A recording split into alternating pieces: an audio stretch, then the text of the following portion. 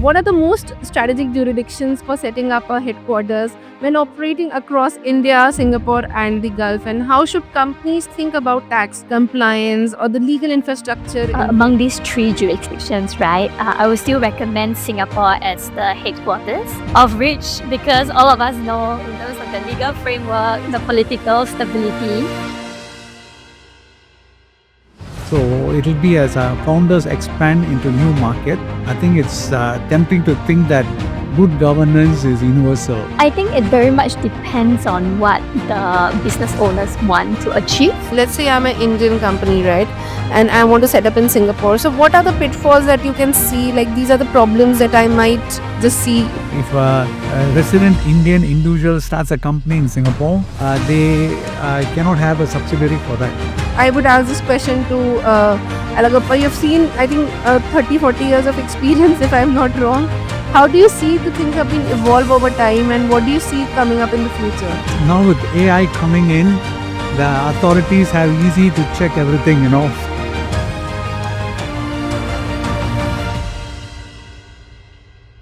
Hello everyone and welcome to the Leadership Circle. My name is Bhargavi and I am the CEO at Digital GoWare. Today's topic is little interesting. We're going to talk about India, Singapore and the Gulf, the new growth triangle for corporates. We have Lydia with us today and Alagappan coming from two different companies and helping us tell us why we should navigate, how we should navigate different countries and which is the best jurisdiction for what kind of setups. So my first question starts with Lydia. Lydia, what are the most strategic jurisdictions for setting up a headquarters when operating across India, Singapore and the Gulf? And how should companies think about tax compliance or the legal infrastructure in their decision?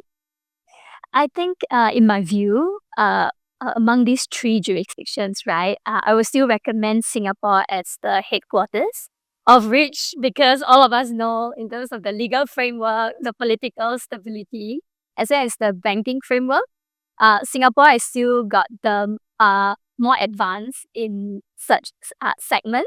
So I will still choose Singapore, and Singapore has got an extensive DTA with many countries, right? So that's why in terms of tax-wise, it is also more efficient for us to set up the headquarters in Singapore itself.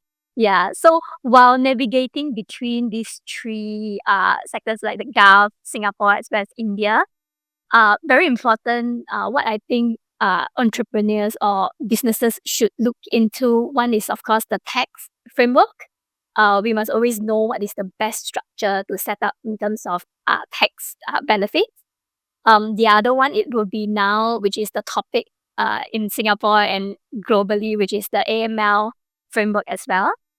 In terms of fund flows between Singapore and India or Singapore to the Gulf countries, we have to take note that in Singapore now, we are very stringent in terms of the AML framework, the anti-money laundering framework as well. So businesses need to know that now they have to give a lot more disclosures. The company secretary will be asking, property agents will be asking, everybody will have to do their disclosures in terms of the who is the UBO and things like that, and where the funds are coming from. Yeah, so they have to take note of all this. So, Lydia, I clearly get that you're talking about that Singapore is the place to start with, right? So, while I understand very clearly that Singapore comes as a strong position till now, also, we talk about Singapore is still a very strategic location. How do corporate governance expectations differ across these regions, and how should founders adopt their internal controls when expanding? If you could enlighten us with that, Alagappan. For corporate governance, just to start with, for increasing international, interconnected world, I think it's important for companies to expand overseas also, not being in one country, but to see the market, to expand, to reach out. Unlike countries like Singapore and all that, we have trade agreements with other countries, so it'll be benefiting the companies that are coming and setting it up and all that. So if you're talking about the corporate governance, so it'll be as founders expand into new market. I think it's tempting to think that good governance is universal. In my view, it is not true. It is, realistic You have to be very careful, very significant. They are different across regions.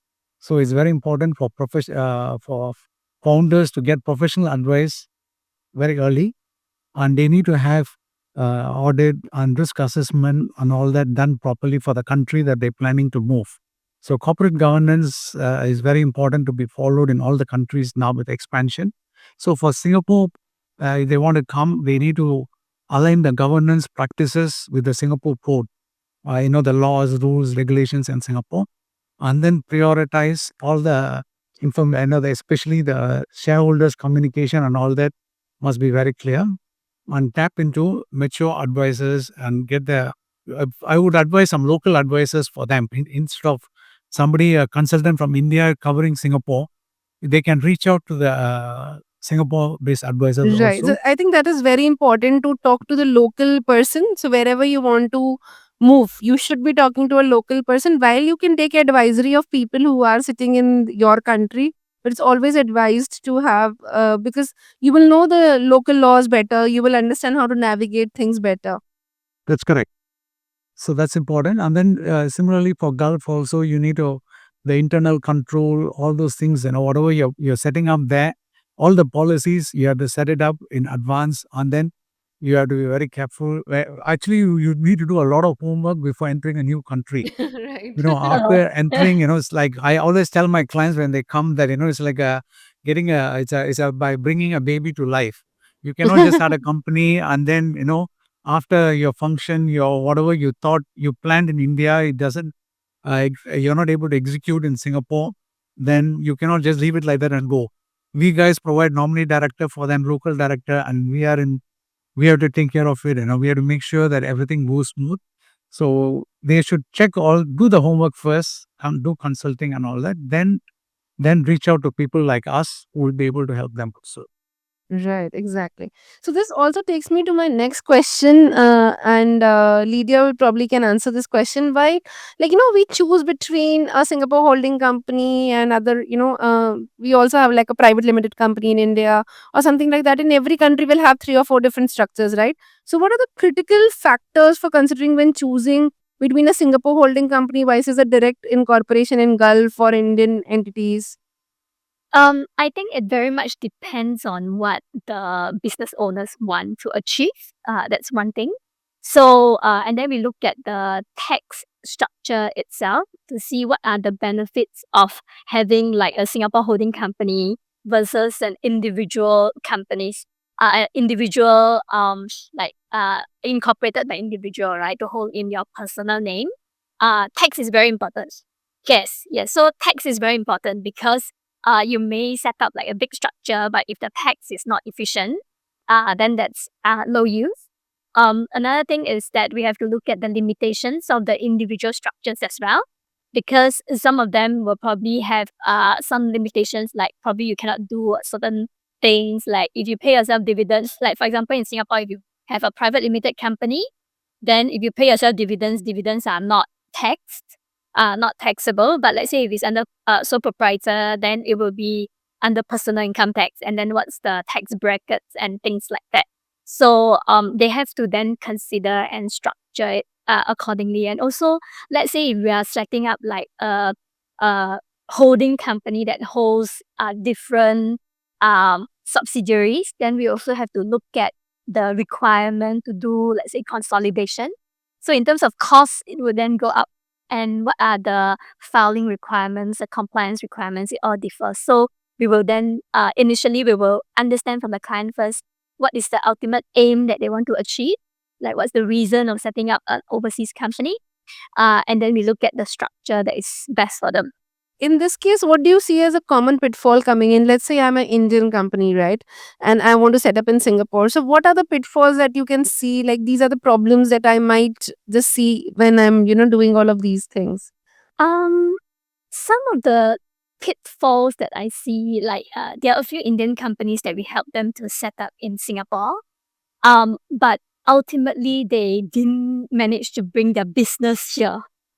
So they can set up whatever like best structure or set up the company already has got like initially they just thought of, oh, once I get, let's say, like a nominee director, that's fine.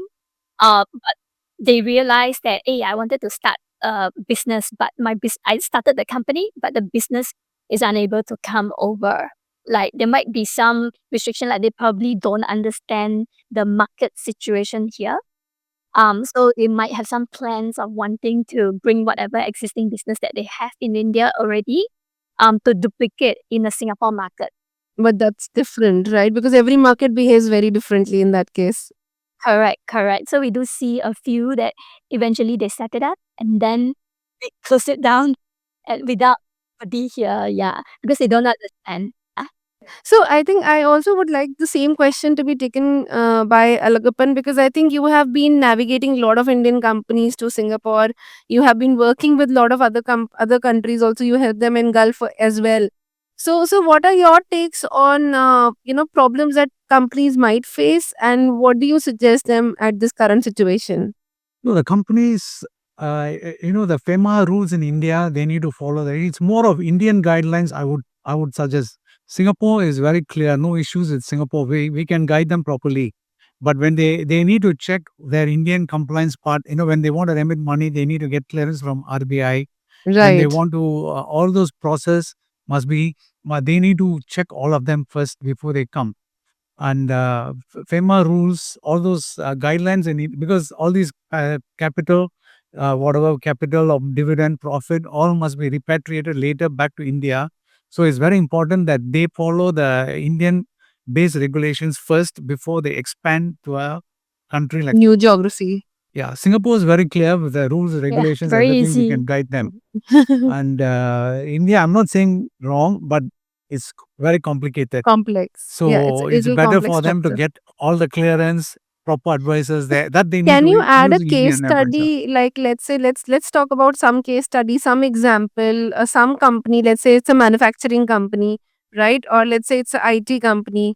So, any example or any case study that you thought was a very easy cake, and then they had a problem. No, few years back there was a FEMA rule saying that if a resident Indian individual starts a company in Singapore, they cannot have a subsidiary for that. Now I think there's some changes in the recent rules now. This I'm talking about 7 8 years back.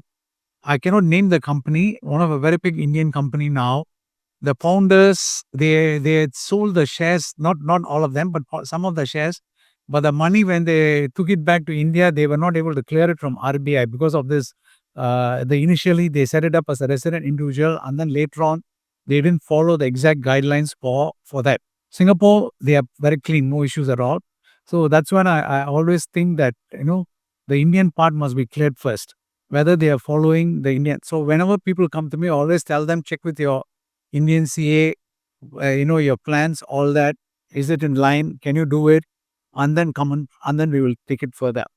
So, few examples I have like that when they come and do it, not doing the compliance in India properly. The remittance of money, all that has to be the ODI clearance. There are many things like that. So they need to get all that done properly, and then start the So what company in I'm Singapore. understanding is you need to check on your FEMA if you're an Indian company. You need to make sure that your remittance, whatever you're remitting money from A country to B country, you need to know how it will navigate, right? So that has to be taken care very very clearly. So this also gets me to a question, like we're talking about. You need to have a chartered accountant. You need to make sure you have a right advisory. So how do you difference between the accounting and the audit standards? Is there a huge difference that you see happening, Lydia? Like consolidating reports and all of those things? So, because for Singapore definitely is under the SFRS, right? So, for other countries, then it might be GAT or those internal, like different countries have got their own reporting standards. So, let's say if you are setting up like a holding company, then you need to make sure that all of them are probably under the same reporting standards, if you can. So when we then do the consolidation and all that, it will be easier. If not, because auditors in Singapore, if they need to audit the holding company, they also have to look at the working papers of their subsidiary.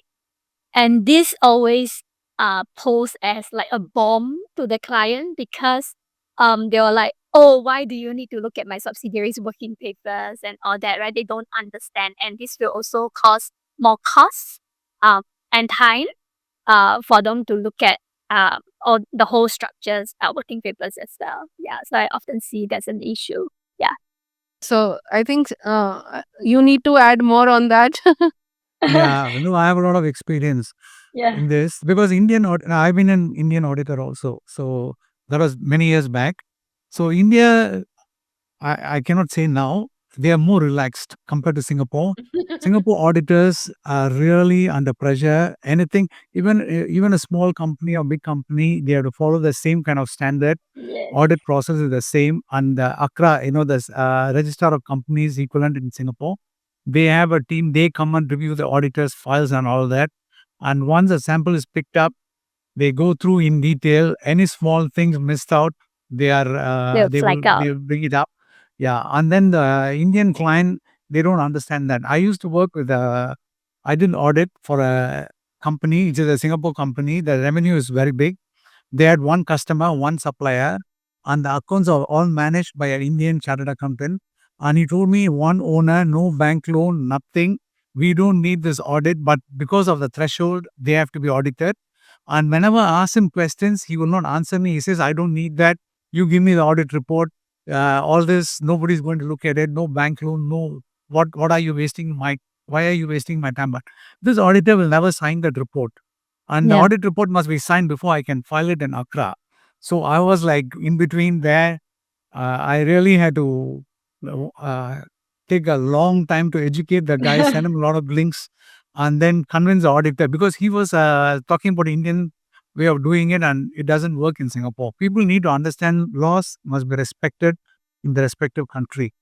Okay. So, so let's, I think, move on to the next question in that case.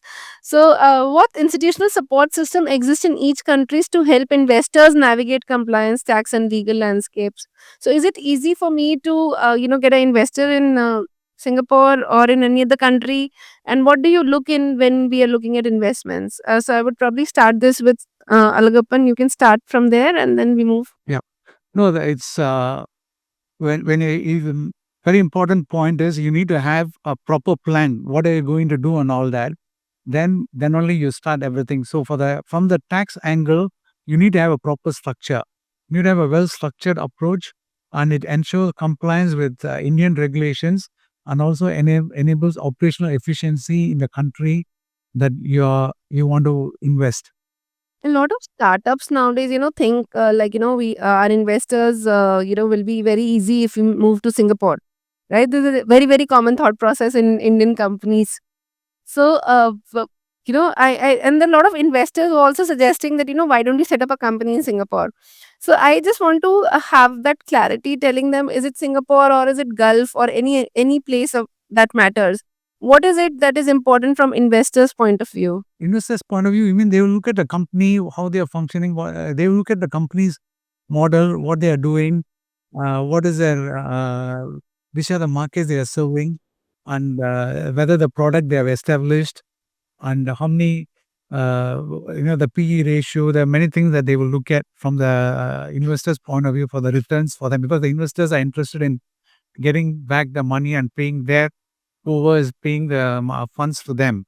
Right. So I think more of this one, and plus compliance, ethics of the company. They also look at the ethical, what is the business they are doing, and the compliance. In Singapore, you can get this if you're filing your returns. All those things are compliant. You do get, all this can be checked.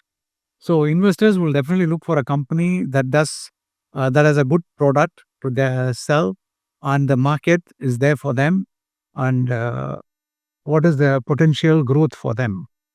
Right, absolutely. So, a lot of companies, what kind of sectors, what kind of companies do you see, Lydia, coming into Singapore nowadays? Like, is it manufacturing more, IT startups more? What kind of companies do you see coming in, and why are you seeing that kind of companies? Is it grants that have been supported? Is it what is it that is attracting people coming in? I think I see a lot of IT companies over the last few years. And then for recent years, of course, it will be like recent days, it will be like the AI companies and all that who wants to then come to Singapore as a launch pad. I do see F&B companies as well. So a lot more F&Bs are setting up in Singapore. I think that's how they want to do it. And sometimes they can start off here and then they do it into a franchising model and going out again to the region.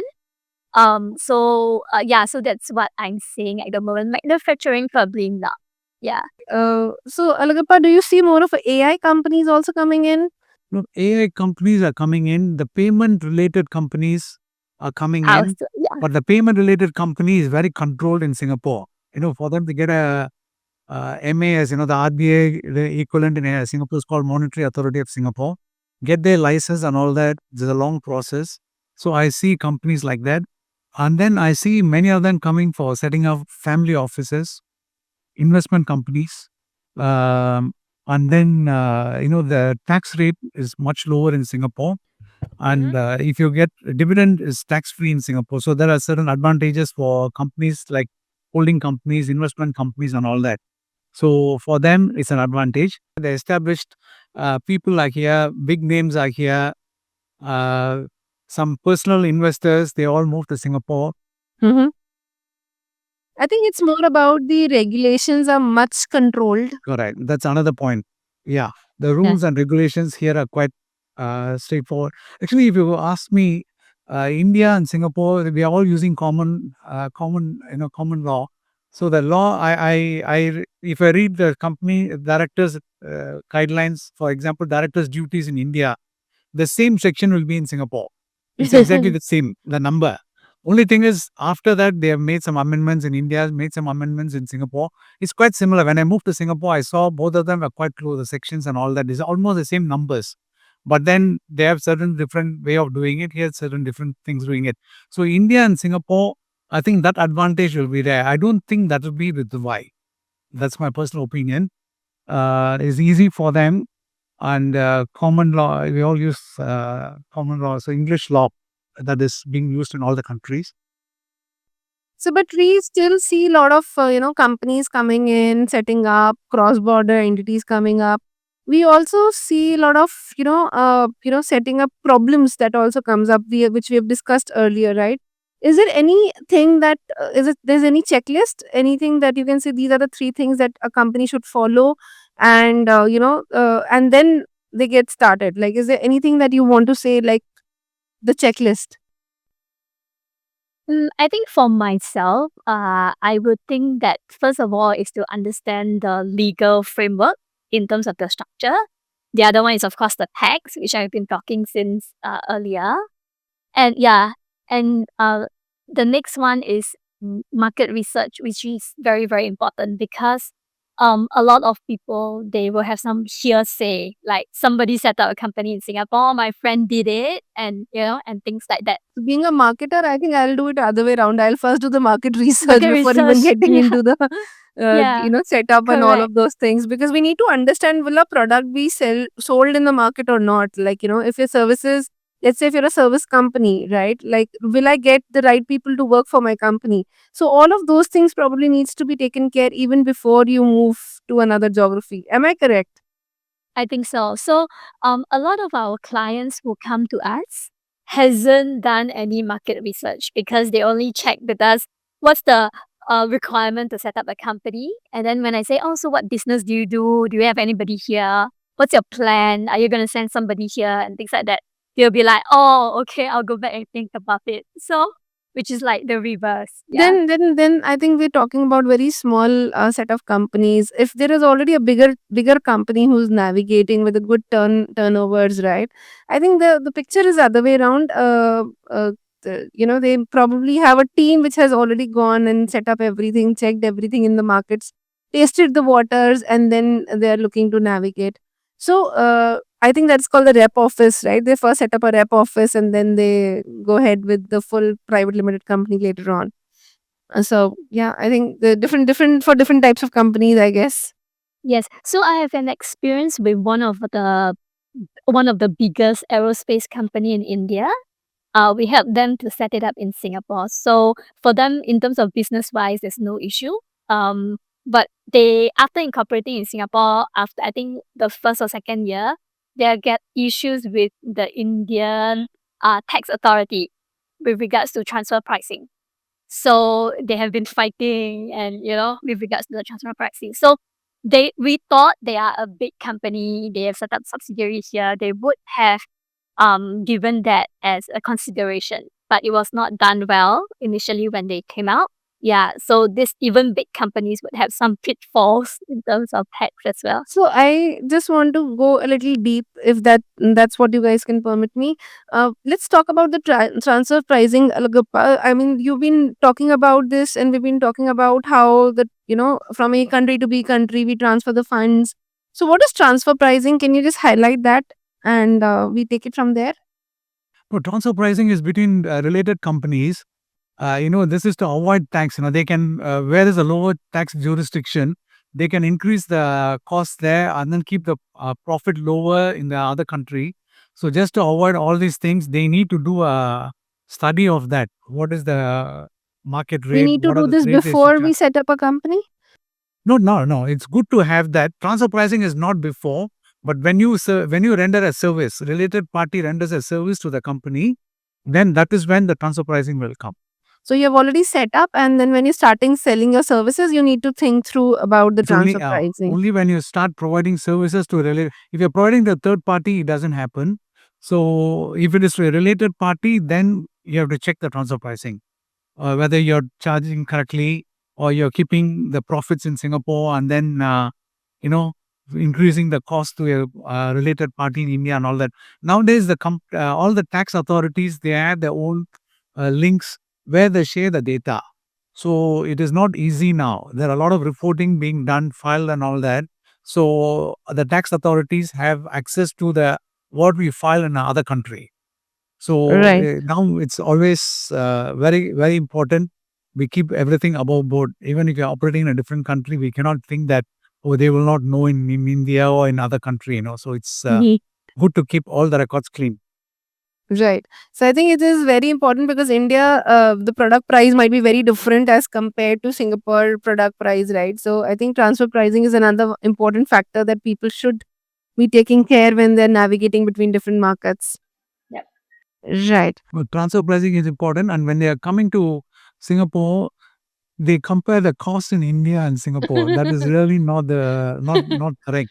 They really need to look at the salary, the range. They are saying they multiply it and then say, oh, why so much of fees and all that. Here, the salary ranges are high. Getting professional, audit firms and all that. Professional firms find it very difficult to get employees in Singapore. And Right. all these things keeps the cost very high in Singapore. And the compliance cost, like what I was just mentioning earlier, about the ACRA coming and reviewing the auditor's file, they spend every small thing they won't let go. Everything will be covered when they do complete the audit. So it really increases the cost. And so all the costs in Singapore is comparatively higher. But Right. I think it's important that you have to do it. You don't have a choice. Okay. So what do you think in terms of the operations or in the financial leadership competence are essential when running companies that span across? So we have a company which is already in India, we have a company now coming up in Singapore, and we also have in Gulf, right? So we're talking about we already have a company now. No, it's a very, very good question. What you're asking is a very good question because people in India, they are managing India, but every country has their own rules and regulations, own payment. What are the things that is important in Singapore? So you really need to have a team in Singapore to do that. Team or somebody responsible to do it. Cultural also is very important. Culturally, every country has its own things. We normally say when you move to a new country, you have a culture shock because I have seen it Right. myself. Yes. I have been to there. Yeah, so it's like that. Whatever local people and the way they do it, the Chinese practice is generally widely practiced everywhere. Like whenever you go for a good thing, you give in a red packet, means it's a good sign. In India, we give it in a white packet. Here, we shouldn't do that. So white packet is not for good reason. So things like that. You have to learn that. I learned it not a hard way, but I learned it like that.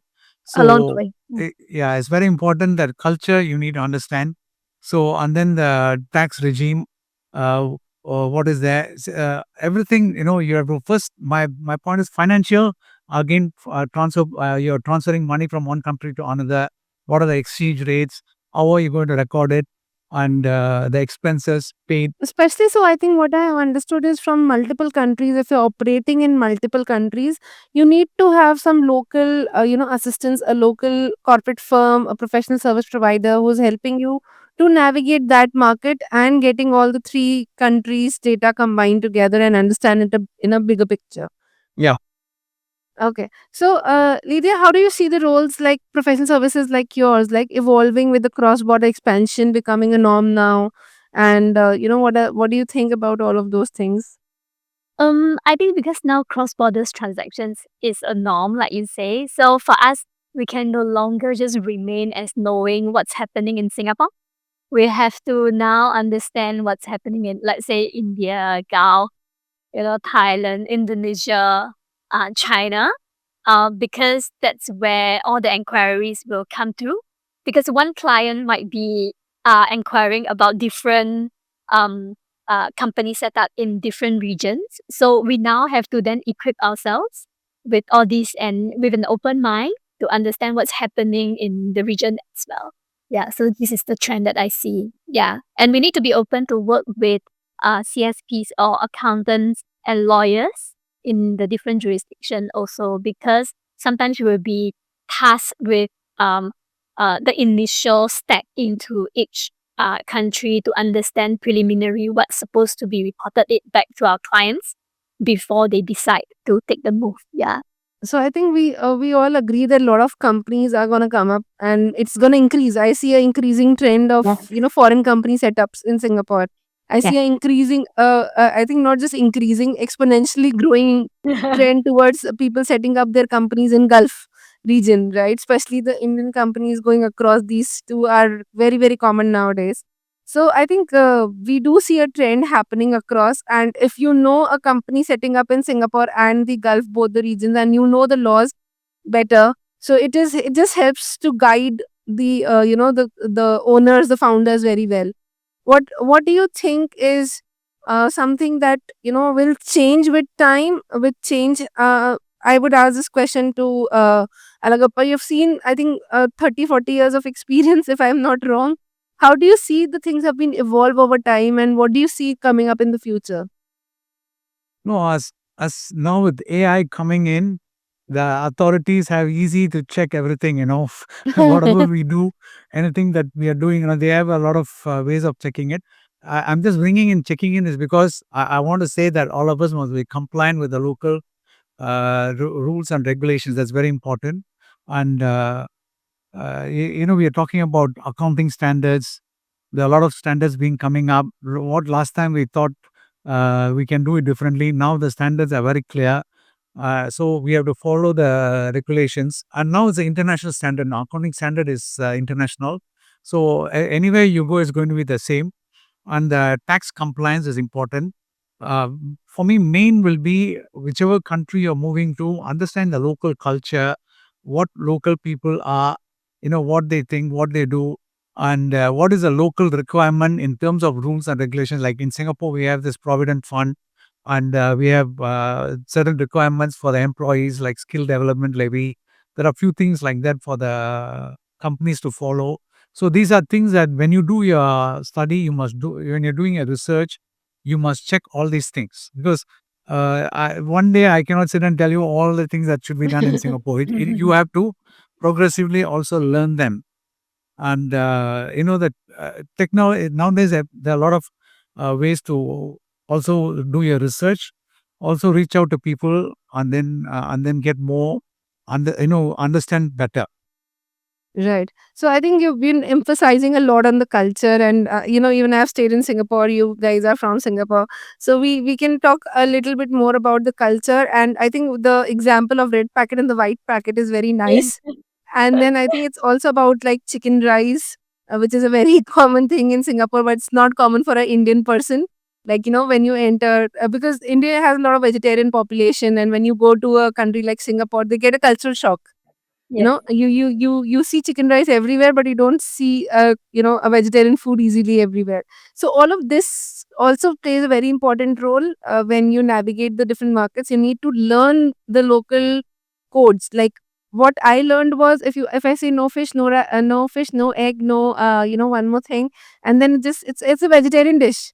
Whatever you can convert, it becomes a vegetarian dish. So you just need to learn the local culture very well. So that's very important. But is there anything that it's the beaches are nice, the people are very good, something that you still want to highlight, which probably I missed out on saying about Singapore? Well, Singapore is very nice, very friendly. People speak English. That's an advantage. And a taxi driver to get a license in Singapore needs to speak English, Oh and then wow. he Yeah. needs to know the shortest route from one point A to point B. If he takes a different route, he will explain to you, sorry, there's a traffic jam, or he will ask you before I take the route. I'm talking about taxi driver, not like Right. the Grab or anything. Right, Those are right, right. different. I've been here for long, so the culture is very good here. People are very honest. That's very important here. You leave something and go. I'm not saying guaranteed, but generally it 90% will times be you'll get there. it back. Generally, Uh, yes. yeah, people are very honest, and suppose you make a mistake, you pay them more than what they should take. They'll come and refund it back to you. Same thing, you also do the same. And generally, I find this place very good. I'm not. I find this place a very health conscious place also as compared to India. Everybody's running from 4 o'clock in the morning. Yeah, work culture. The working hours is long. That's all crazy. Yeah, the hours is long. You couldn't. A prompt reply is there always. Anytime you send an email or anything, you get a response. I'm only talking for Singapore. I'm not talking negative about anybody. I'm not saying anything. Yeah. No, India is also a very hardworking country. I just want to be clear on that. So everybody here, responds promptly. And if you don't get a response, I'm talking about in Singapore. So people are not generally happy with you on that. They expect something. At least tell them that you're going to revert back or something like that. So culture is very good, very honest, hardworking, and So I even think a lot of jealous. companies who are in the startup stage or who are in the growing stage, they probably, if they look at a vision from comparing themselves moving to Gulf or Singapore, what I've understood from this conversation is basically you should still select Singapore over the any other country right now because they're still more stabilized. Legally, you navigation is still easier. Any which ways you'll have problems with your transfer pricings and all of the things. So that needs a market research, and if you've done that right, it becomes very easy to navigate any market. So yeah, thank you so much for joining me today and sharing your knowledge about how people can navigate easily and what things that they need to take care when they navigate the different markets. Thank you so much. Thank you. Thank you, Bhargavi. Very nice.